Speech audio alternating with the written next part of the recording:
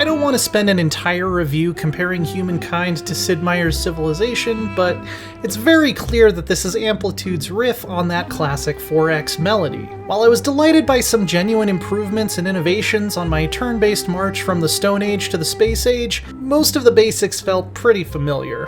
And more than once, that left me wishing it had pushed the boundaries a bit more, like the studio's previous Endless Space and Endless Legend games did. This tribe has come far, but the rest of their story is your story. You are the one who will build them into a great civilization.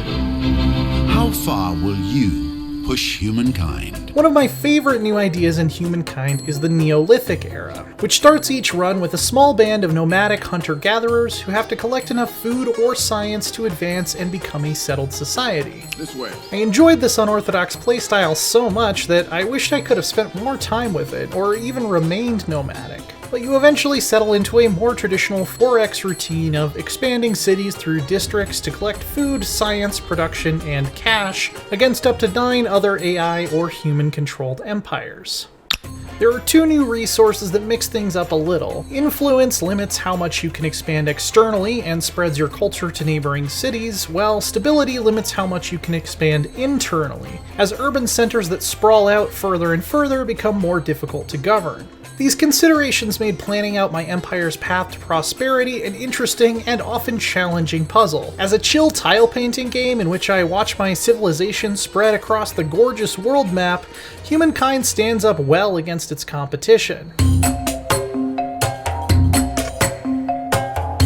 Influence is also used quite a bit in the diplomacy system, and this is probably the cleverest idea Humankind brings to the genre. You can just declare war out of nowhere, but doing so gives a large bonus to your enemy's war support, which is a measure of how enthusiastic their people are to fight you. There are no more discussions. It's blood and battle now. If you instead spread your religion or culture to one of their cities first, you can gain a grievance against them for oppressing your people, which will slowly tick up your side's war support over time. So to truly be a successful conqueror, you need to be exporting your gods and your top radio hits, not just have the biggest army.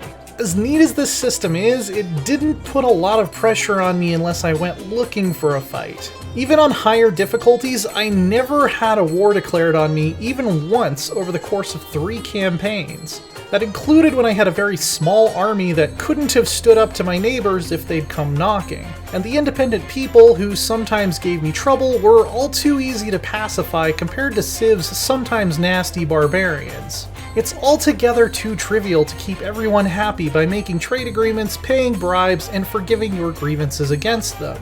And while Humankind's battle system has a nice pacing to it, since multiple battle turns could take place within a single world turn, the AI is consistently disappointing. They'll often spread their attacks out over multiple units and then get obliterated when they could have focused fired and at least cost me a unit on the way out. Not that Civ's AI is exactly legendary, but the recent Old World showed us that this can be done a lot better.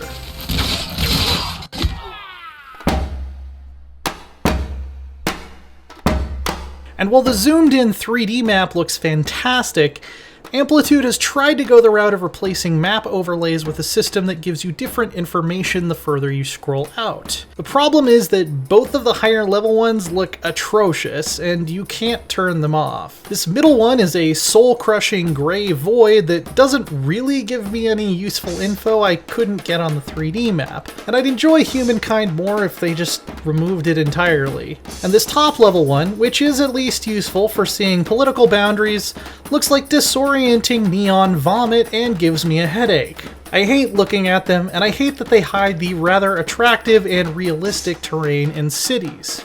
I would compare it directly to Crusader Kings 3, which uses a very similar system, but each of its zoom levels has a clear job and looks great doing it. The other headline feature is that you'll be choosing a different culture for every era, rather than one that sticks with you through the ages. I really liked this on a mechanical level. For one thing, it means you have a unique unit every era instead of only for a small part of each campaign. Since cultures all have niches, like Expansionist or Scientist, you can focus on a different playstyle every era too, and that won't hamstring you, since victory is based on a fame system that adds up all of your deeds, from conquest to building the biggest cities.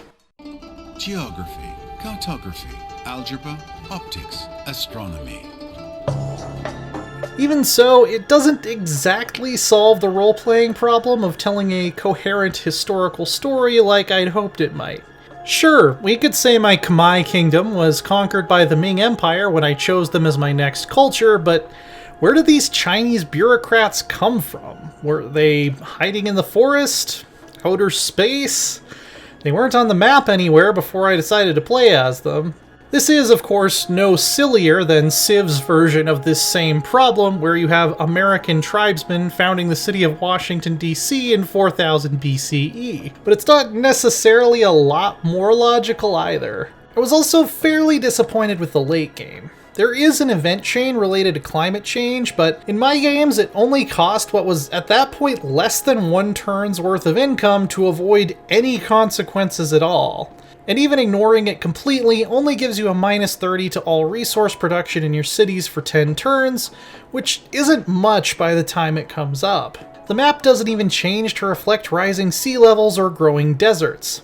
Similarly, there is a pollution mechanic that kicks in once coal becomes available, but hell if I know what it does. The tooltip doesn't really explain it, there's no encyclopedia entry about it, and even when I was trying to produce as much of it as humanly possible in my Soviet run just to find out, it never got above level 0 or had any effect on anything. Downplaying the climate crisis in any game about humanity's near future is not only factually incorrect, it's also really boring game design, giving up on the chance to mix things up and introduce new challenges at a point when you're probably just taking victory laps.